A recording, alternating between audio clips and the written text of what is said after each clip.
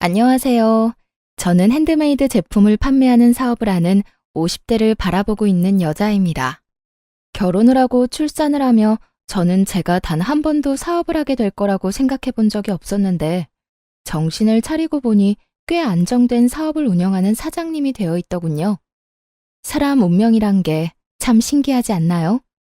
오늘 제가 사연열차 애청자분을 찾아뵙게 된 건 다름 아닌 저의 자존감이 바닥을 치던 시절이 있었던 답답한 제 결혼 생활 이야기를 들려드리기 위해서인데요. 큰 용기 내어 사연을 보내니 다들 많은 응원 부탁드립니다. 그러면 이야기 시작해 볼게요. 저와 남편은 소개팅으로 만나게 되었습니다. 사실 처음엔 저뿐만 아니라 남편 역시 서로를 마음에 들지 않아 했어요. 그랬기에 저흰 주어진 음식을 먹으면서 적당한 예의만 지키고 다음 만남을 기약하지는 않았죠. 그런데 제가 실수로 남편의 휴대전화를 가지고 오게 되었고 그 바람에 의도치 않던 두 번째 만남을 가지게 되었어요. 격식 차린 차림이 아닌 운동복 차림으로 가진 두 번째 만남. 저 못지않게 남편 역시 편한 차림이었고 저흰 편한 차림만큼 가볍게 커피나 한잔하고 헤어지기로 했습니다. 그런데 소개팅이란 자리에서 벗어나 편하게 만난 남편과의 시간은 생각보다 즐겁더라고요. 남편 역시 그렇게 생각했는지 헤어질 무렵 다음 만남을 기약하게 되었죠. 그렇게 만남을 이어오다 3년이 되던 어느 날 저흰 결혼을 하게 되었고 남편과 제 사이엔 어느새 7살 아들이 자라고 있었죠. 신혼 때는 저 역시 직장 생활을 하고 있었습니다. 하지만 출산과 육아를 하며 일을 병행한다는 건 너무 힘든 일이었죠.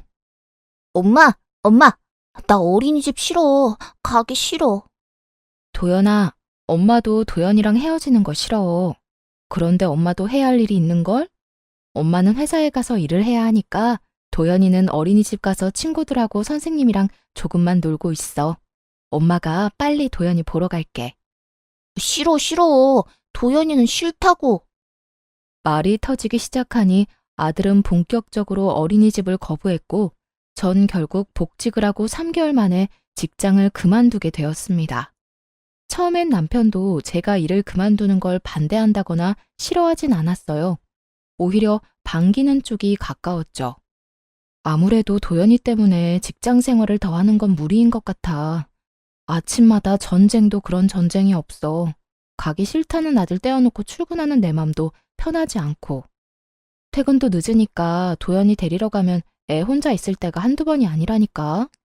그 어린애를 아침 일찍 데려다주고 제일 늦게 데리고 오고. 다 애를 위해서 회사 다니는 건데 정말 이게 애를 위한 일이 맞나 싶다니까.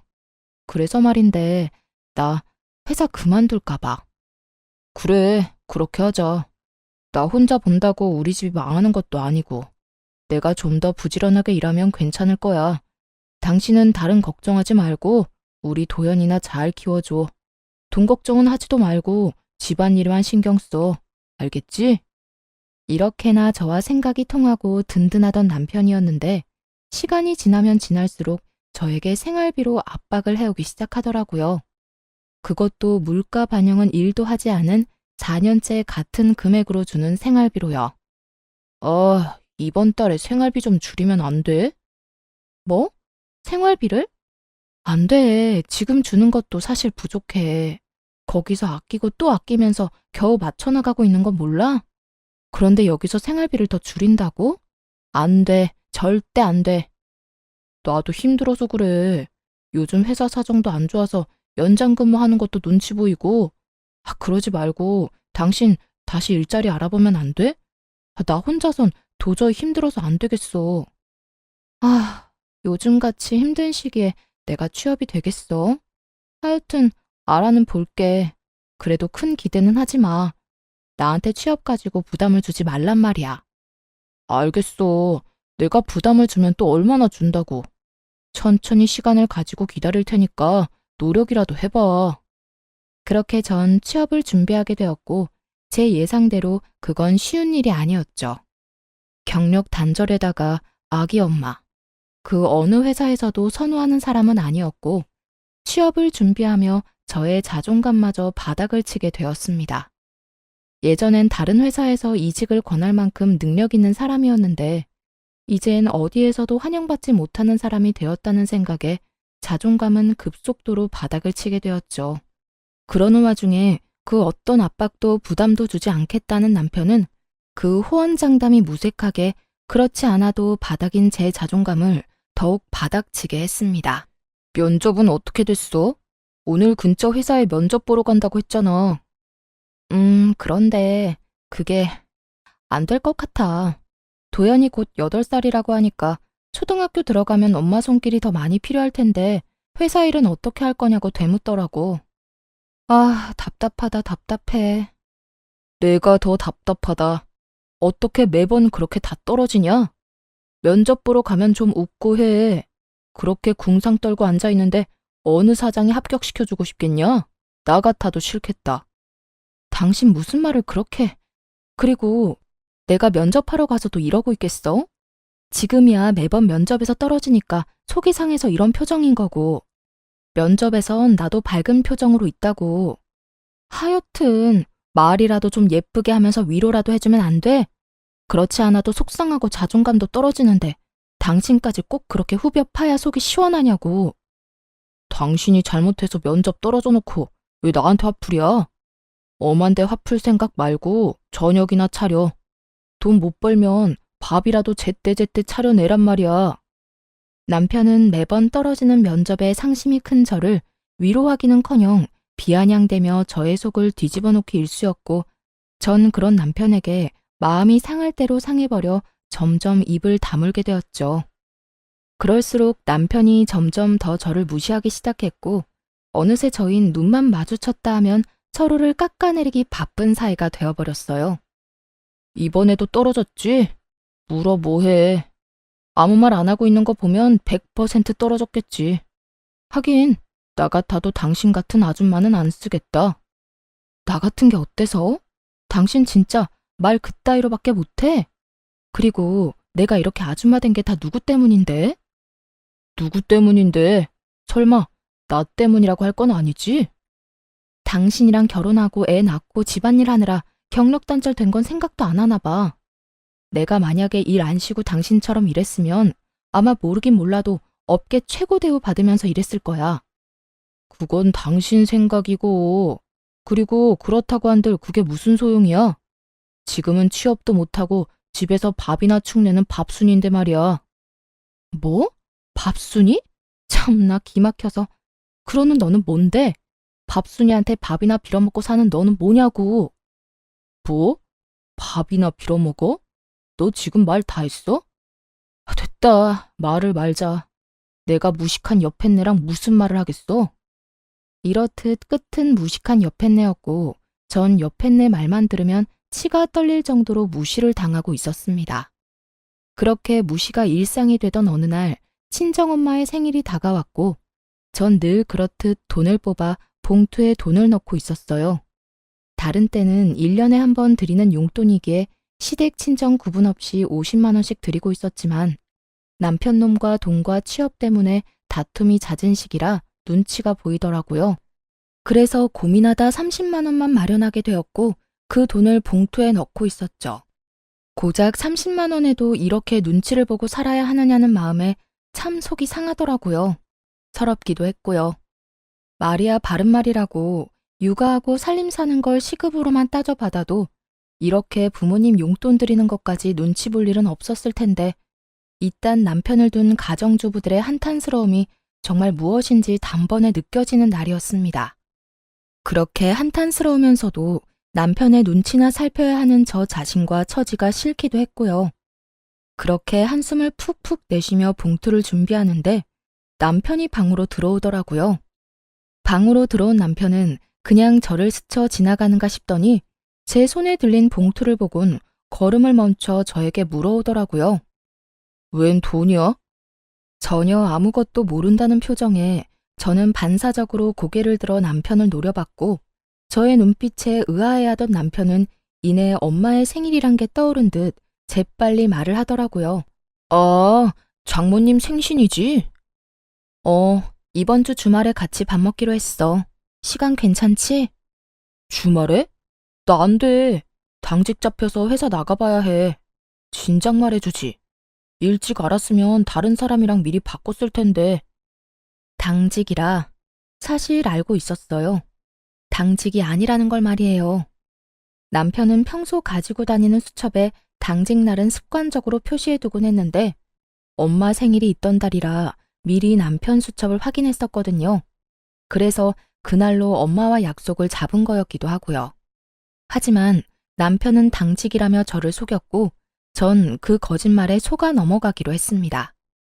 그 당시 남편과 전 사이가 너무 좋지 않았고 그런 남편과 함께 식사 자리를 가서 아무리 사이 좋은 척을 해봤자 저의 모든 걸 다 알아차리는 귀신 같은 엄마가 모를 리 없을 테니까요. 그래? 뭐 어쩔 수 없지. 엄마가 당신 좋아하는 중식당 가자고 해서 예약해놨는데 취소하고 한식당으로 가야겠다. 사실 엄마는 중식보단 한식 좋아하시잖아. 한식당 갈 바엔 그냥 집에서 대접해. 괜히 나가서 식당에 돈 버리지 말고. 그리고 친정에 주는 용돈도 좀 줄여. 우리 형편에 50만 원이 가당키나 해. 아무리 1년에 한 번 주는 용돈이지만 요즘 같을 때는 너무 부담이야. 제가 알아서 30만 원을 챙겼을 때의 기분과 남편이 강요하는 상황의 기분은 정말이지 천지 차이더군요. 부담인 거 다 아는데 그래도 굳이 말을 그렇게 해야 해? 그리고 당신이 그렇게 말하지 않아도 30만 원만 뽑아왔어. 어련히 알아서 하지. 내가 당신이 그렇게 힘들다는데 50만 원씩 뽑아왔겠어? 잘했다 칭찬까진 바라지 않았어도 적어도 제가 이렇게까지 말한다면 최소한 침묵이라도 해줄 거라 생각했는데 그건 정말 저의 큰 착각이었더라고요. 30만 원을 드린다는 제 말에 남편이 화를 내며 펄쩍 뛰기 시작했으니까요. 뭐? 30만 원? 그것도 너무 많지. 10만 원만 드려. 아니, 그건 너무 심한가? 그래, 인심 썼다. 15만 원. 15만 원 드리고 식사 대접도 우리 집에서 해. 당신이 다 만들면 되잖아. 뭐? 너 진짜 양심 어디 갔니? 20만 원도 아니고 15만 원? 너 진짜 치사하게 이럴 거야? 다른 것도 아니라 우리 엄마 생일이야. 1년에 한 번뿐인 생일. 그런데 뭐? 15만 원? 생일 그게 별거야? 매년 오늘 생일 다 형편에 맞춰서 해드리면 되는 거야. 자식 힘들다는데 설마 더 달라고 하시기야 하겠어?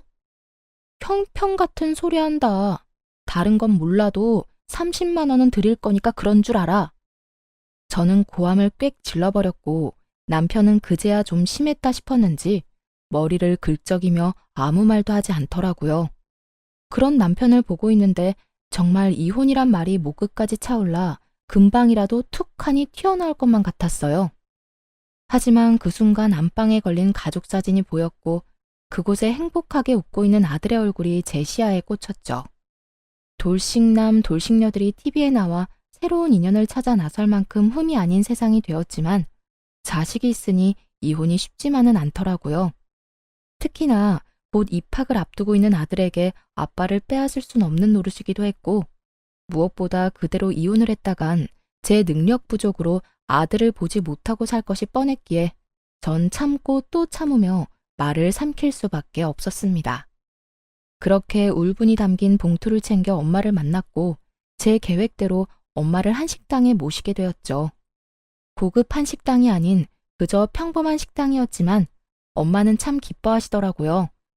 딸밖에 없네. 엄마 생일이라고 외식도 시켜주고 말이야. 에이, 엄마, 그런 말 하지 마. 더 좋은 곳에 모시고 싶었는데 미안해.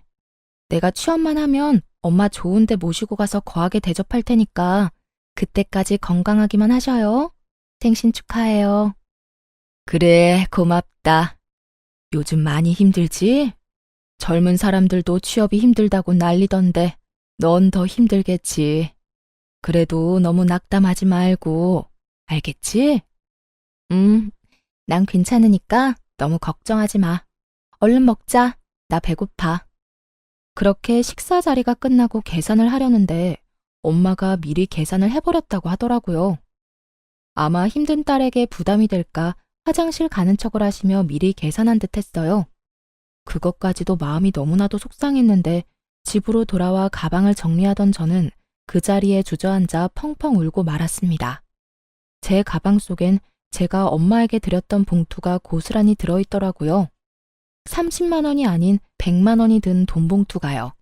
봉투 안엔 짧은 편지 한 장도 있었는데 엄마는 연신 취업에 실패하는 딸이 안쓰러워 좋은 옷이나 한 벌 해입을 하며 돈을 넣어뒀다며 나중에 잘 되면 다 갚으라는 내용이었어요.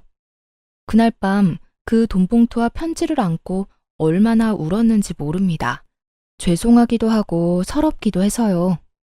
전 그 100만 원 봉투를 보며 다시 태어나기로 다짐했고 취업 대신 100만 원을 발판 삼아 다시 한번 큰 용기를 내기로 했죠. 제가 낸 큰 용기는 사업이었어요. 처녀 때 제가 하던 일은 다름 아닌 보석 디자이너였는데 보석을 디자인하던 그 당시에도 전 머리핀에 관심이 많았어요. 그래서 전 제가 제일 잘할 수 있으면서도 좋아하는 일로 새로운 도전을 해보기로 했습니다. 그간 가정주부로 산 세월이 얼만데 그 흔한 비상금 한 푼이 없더라고요.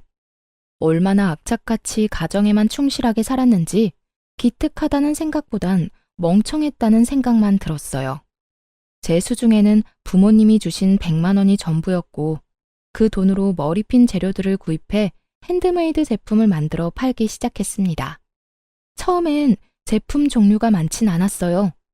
하지만 하나 둘 사간 고객분들의 재구매율이 높아지며 매출이 올라가기 시작했고 감사하게도 입소문들을 내주셔 점점 주문수가 늘어갔어요. 그러다 제가 머리핀을 판매한다는 이야기를 들은 아들의 유치원 원장님이 대량 구매를 해주신 것도 모자라 원생들과 학부모님들께 선물로 나눠주시며 그 인기는 절정에 다다르게 된 것이었죠.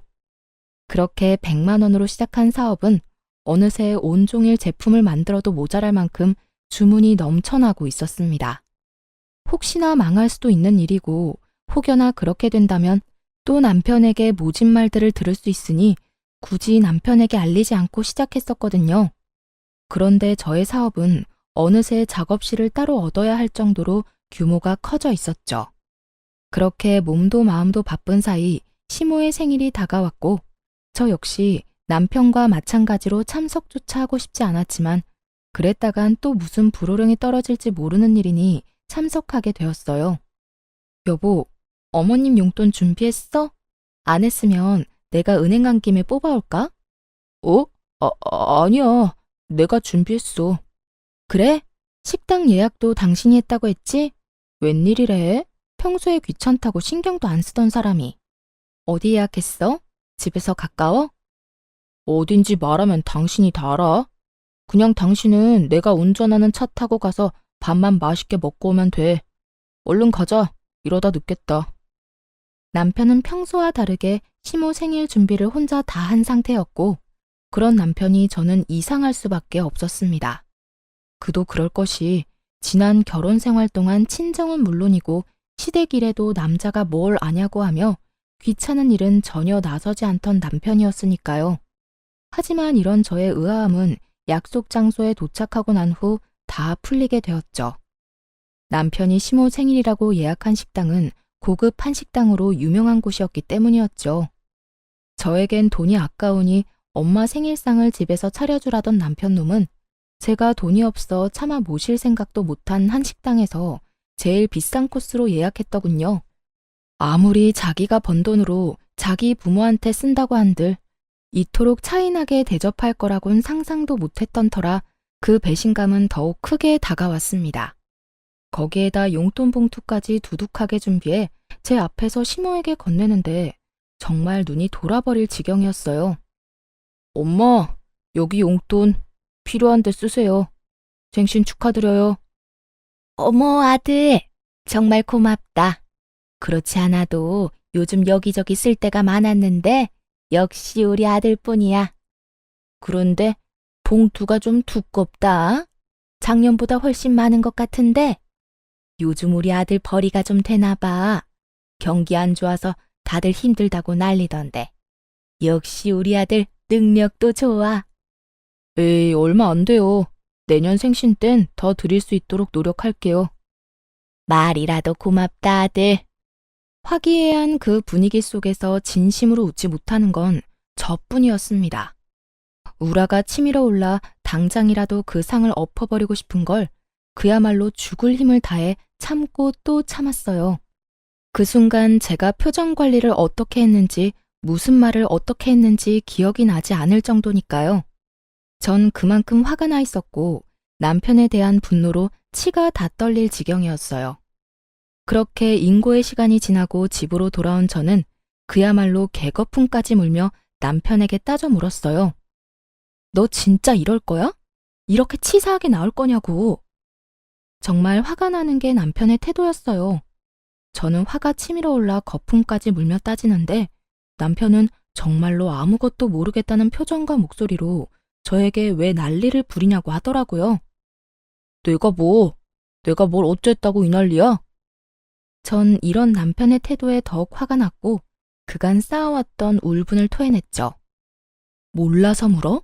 식당부터 시작해서 용돈까지. 우리 엄마 생일 때 너 뭐라고 했어? 돈도 없는데 집에서 모시라면서. 그리고 용돈은 또 어떻고. 20만 원도 아까우니까 15만 원 주라고 그렇게 화를 내놓고선 오늘 어머님께 드리는 거 보니까 적어도 100은 돼 보이더라. 어떻게 그렇게까지 차별을 할 수가 있어? 뭐든 적당히 해야지. 네 엄마만 부모고 내 엄마는 남이다 이거니? 엄연히 따지면 남이 맞잖아. 그리고 당신 엄마는 당신이 챙기고 우리 엄마는 내가 챙기는 게 당연한 거잖아. 당신은 오히려 나한테 고마워해야 해. 당신이 장모님한테 드린 용돈도 내 돈으로 드린 거잖아. 그러니까 지금 당신이 나한테 화낼 게 아니라 고마워해야 하는 거라고. 30만 원이든 15만 원이든 그게 얼마든 당신이 나 없었으면 그 돈을 줄 수 있었을 거라 생각해? 뭐? 당신 진심이야? 정말 진심으로 그렇게 생각하고 있는 거야? 그리고 더 솔직하게 말하면 나 사실 당신 집에 돈 주는 거 아까워. 형편이 좋으면 몰라. 솔직히 나 혼자 벌어서 양가 다 챙기는 게 쉬운 줄 알아? 솔직한 심정으론 처가에 주는 돈 우리 집에 다 주고 싶다고. 이렇게 말하는 남편 놈을 보며 더는 대화할 필요가 없다는 생각이 들더군요. 매번 형편 타령하는 것도 어이가 없었고요. 저희요, 서울에 자가 있습니다. 그것도 대출 하나 없는 저희 집이요. 결혼할 때 정확히 반반으로 해서 마련했고, 그래서 명의는 공동 명의였죠. 남편의 월급이 적은 것도 아니었고, 적금, 생활비, 남편 용돈 등등 다 내고도 어느 정도 여유 있다는 거 저도 다 알고 있는데 그놈의 형편 타령에 입이 마르지 않는 지경이니 제가 얼마나 어이가 없겠어요. 오죽했으면 그냥 내가 자기 돈 쓰는 것이 꼴 보기 싫다고 하는 것이 도리어 남편이 덜 미울 것 같은 심정이었어요. 전 끊임없이 치사하게 구는 남편에게 이렇게 말했어요. 그래, 알겠다. 그러면 앞으로 당신 집은 당신이 챙겨. 내 집은 내가 챙길 테니까. 불만 없지? 불만? 불만이 왜 있겠냐? 나야 당연히 고맙지. 너 분명 네 입으로 그랬다. 각자 집은 각자 챙기기로. 남편은 각자 집을 챙기게 된다면 누구 손해가 큰지 전혀 알지 못하는 듯 하더군요.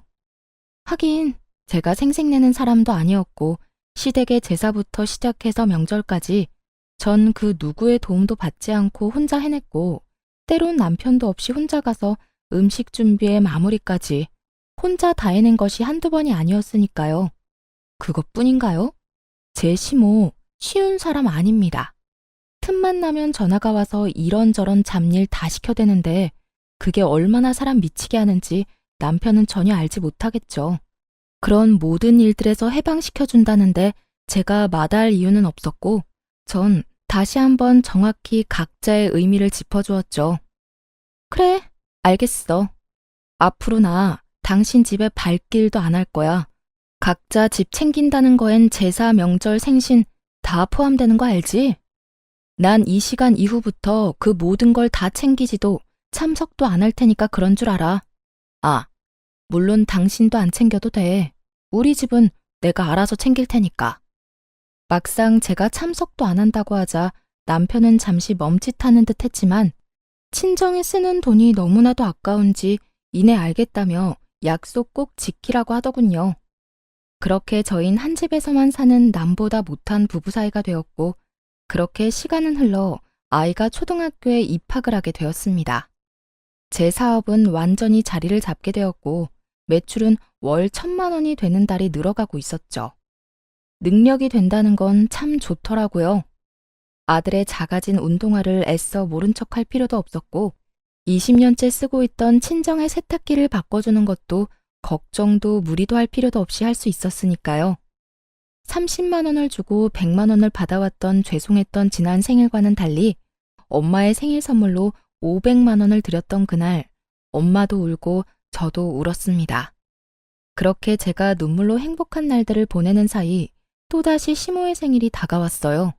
저희가 각자 집은 각자 챙기기로 한 후 처음 맞는 시모의 생일이었죠.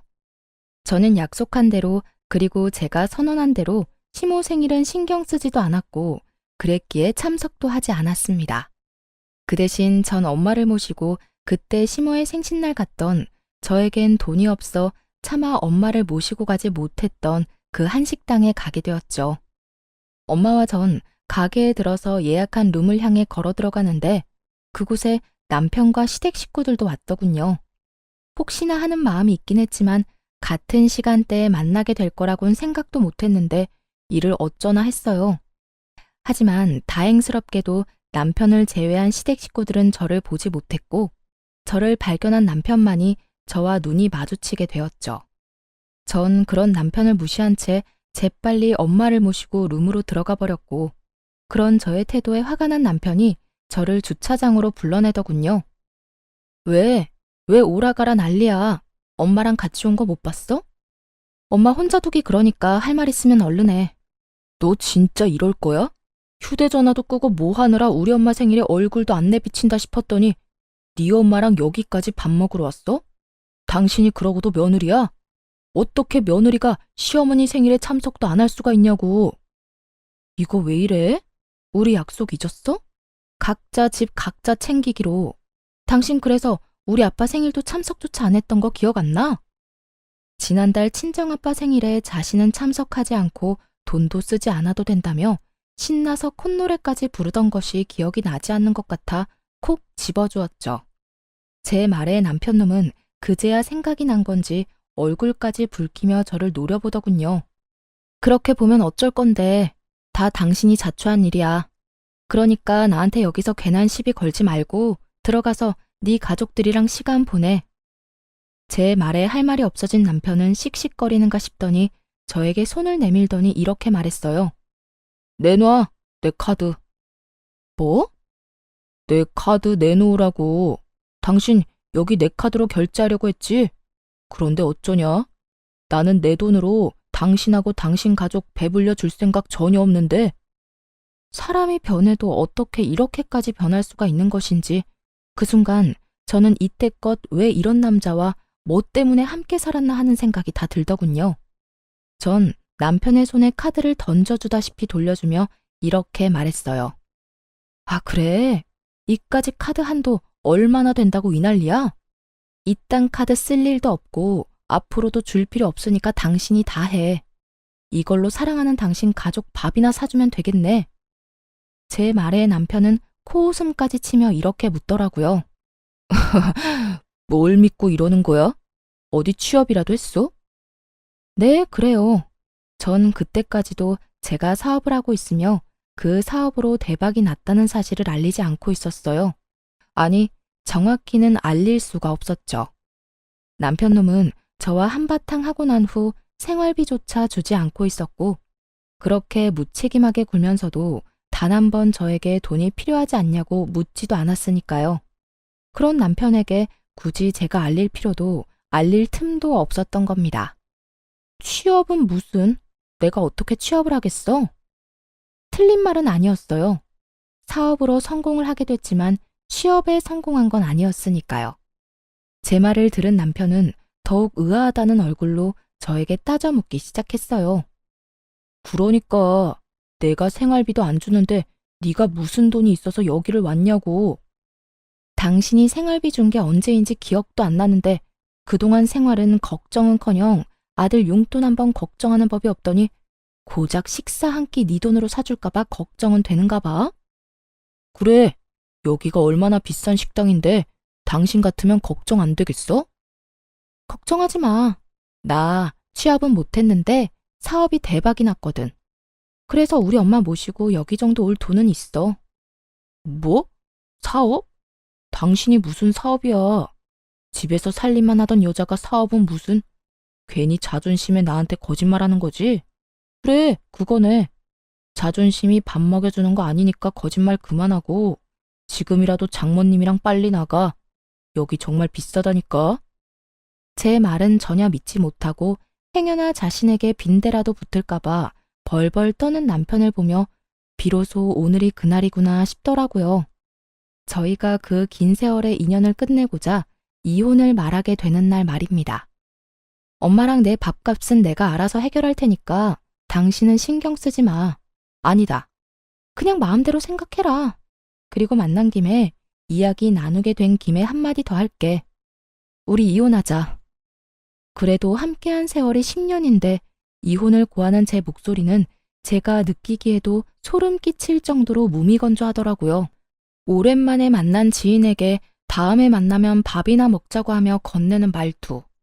그 이상도 그 이하도 아닌 아무런 감정도 담지 않은 목소리였어요. 그런 저의 말투와 태도 그리고 표정에 남편은 심각한 얼굴로 되물어 오더군요. 이혼? 그게 무슨 말이야? 갑자기 이혼은 무슨? 당신 어디 아파? 제정신 아니지? 갑자기라고 하더군요. 남편에겐 갑자기인 그 이혼이 저와 아들에겐 갑자기가 아니었는데 말이죠. 어느 날 아들이 진지한 얼굴로 저에게 이렇게 말하더라고요. 엄마 그냥 아빠랑 이혼하면 안 돼요? 어? 이혼? 너 이혼이 무슨 뜻인 줄 정확히 아는 거야? 엄마, 나 초등학생이야. 그 정도는 충분히 안다고. 안다는 애가 이혼하라는 말을 어떻게 엄마한테 할 수가 있어? 왜? 무슨 일 있어? 아들은 이유를 말하지 않았고 전 그저 남편과 아들 사이에 제가 모르는 무슨 일이 있겠거니 했어요. 제 눈에는 어리게만 보이는 고작 초등학생인 아들의 입에서 나온 말이었으니까요. 하지만 아들은 끊임없이 저에게 이혼을 말해왔고 어느 날은 그 이유를 말해주더군요. 엄마가 행복해 보이지가 않아요. 나하고 있을 땐 엄마가 웃기도 하고 행복해 보이기도 하는데 아빠와 함께 있을 땐 엄마가 행복해 보이지 않아요. 그러니까 그냥 이혼하면 안 돼요? 정신이 번쩍 들더라고요. 저는 아들 때문에 저런 남편이라도 붙잡고 살았던 것인데 아들은 저를 위해 저런 아빠를 참고 있었던 사실을 알게 되었으니까요. 그 후로 전 아들과 함께 많은 대화를 나눴고 그렇게 이야기를 나누고 상의한 결과 남편과 이혼하기로 했던 것이었죠. 이런 사실을 언제 남편에게 말하나 싶었는데 남편이 그날을 정해주니 저는 그저 남편에게 말할 수밖에요. 나 안 아파. 정신도 멀쩡하고. 그러니까 이혼하자. 당신도 사실 가정에 미련 없잖아. 나도 마찬가지야. 당신이랑 사는 거 많이 지쳤고 당신한테도 아무 감정 없어. 이런 결혼 생활이 무슨 의미가 있겠어. 그러니까 우리 여기서 그만하자. 여전히 무미건조한 제 말에 남편은 알턴이 빠진 사람처럼 홀가분한 표정을 지어 보이며 이렇게 말하더군요. 그래, 그러자. 차라리 잘 됐어. 나도 괜한 너 그렇게 구질구질하게 사는 거 보기도 싫었고 다 내 탓인 것 같은 마음에 죄책감 느끼는 것도 싫었어. 그래, 이혼해. 그래, 그러면 이혼하는 걸로 알고 가볼게. 엄마 기다려. 그렇게 저흰 각자 부모님에게로 돌아갔고 무사히 식사 자리를 마쳤습니다. 저는 식사가 끝나고 차를 한 잔 마시며 엄마에게 모든 사실을 털어놓았고 엄마는 이렇게 말씀해 주시더라고요. 대충 눈치는 채고 있었어. 어느 순간부터 처가인 발걸음도 하지 않고 네가 많이 힘들어 보였거든. 그래서 걱정 많이 했는데 그래도 이제 엄마는 걱정 안 해.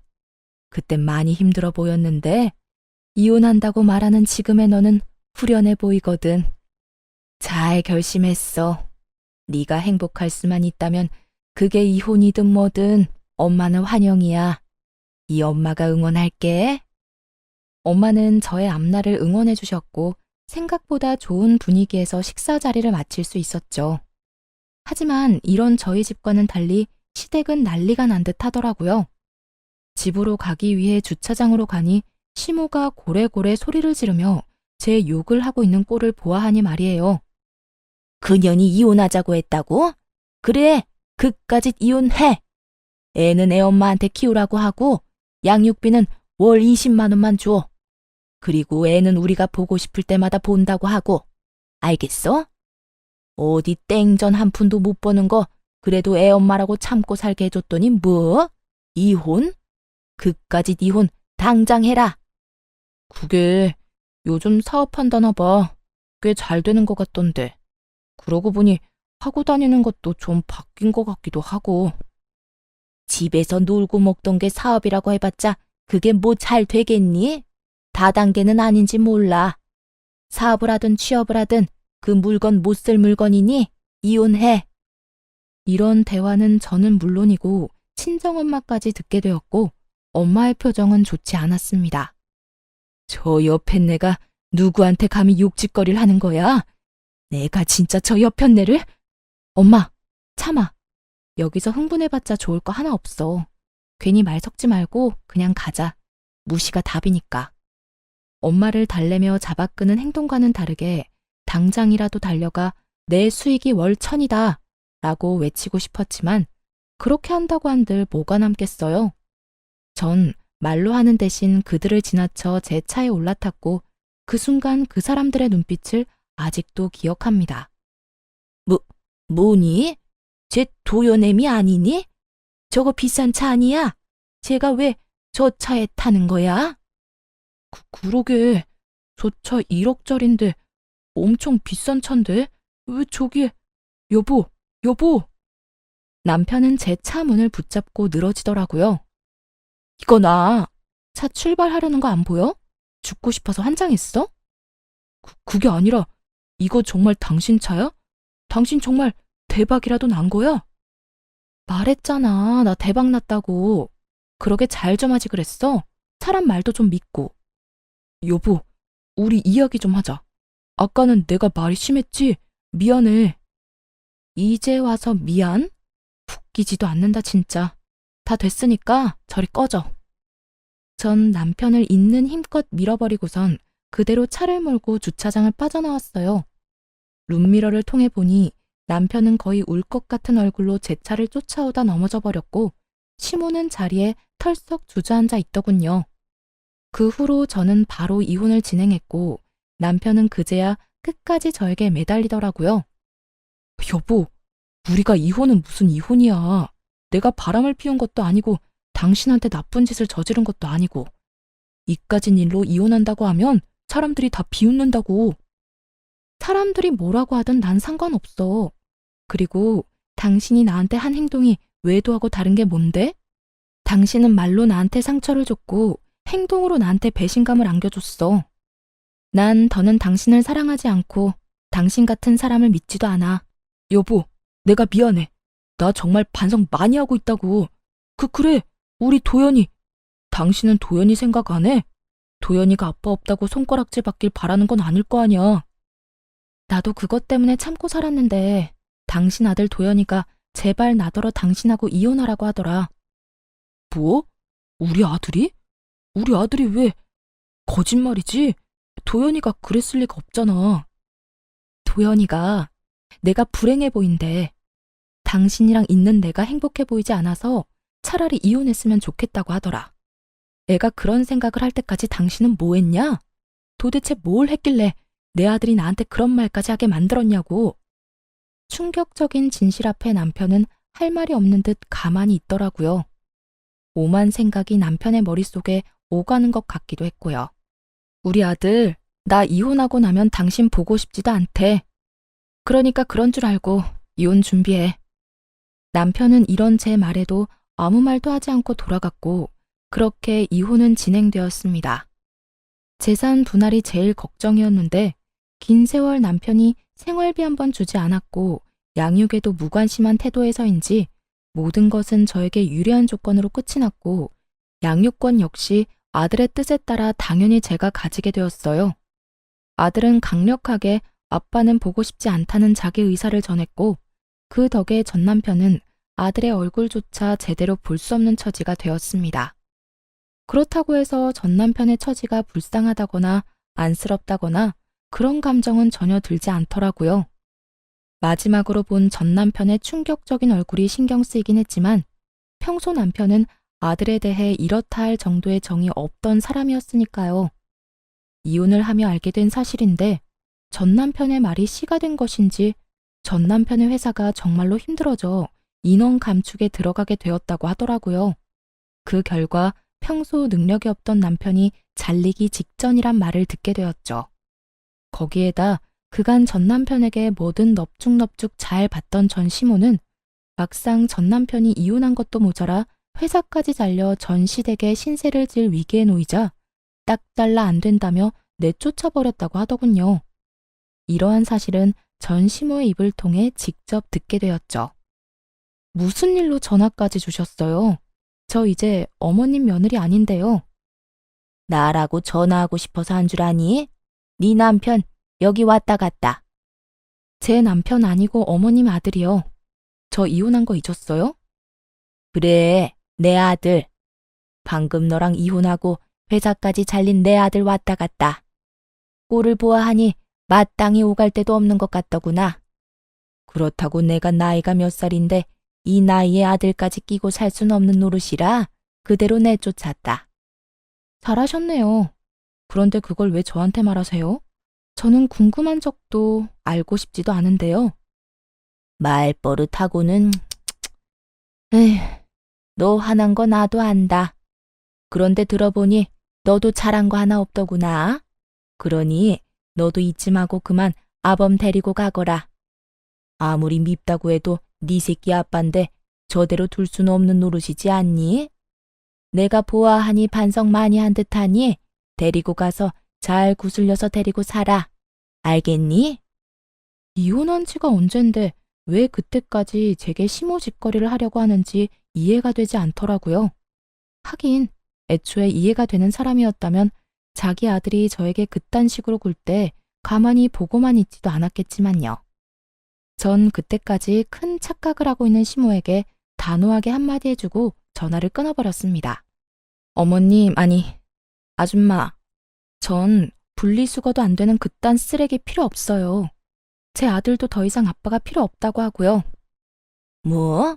너 지금 나한테 아줌마라고 했니?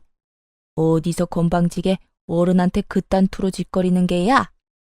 제가 이혼한 지가 언젠데 언제까지 어머님이라고 불러드릴 거라 생각했어요.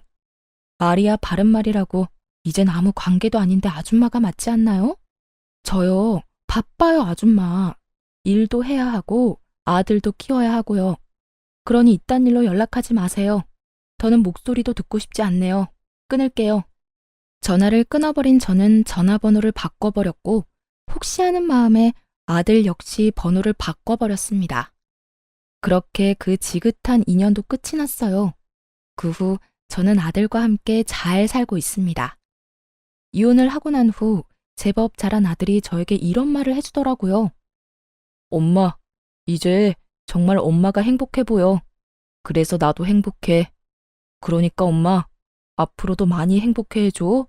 나도 행복하게 말이야. 아들, 고마워. 사랑해. 나도 사랑해, 엄마. 그 말에 왈칵 눈물이 쏟아져 내리더라고요.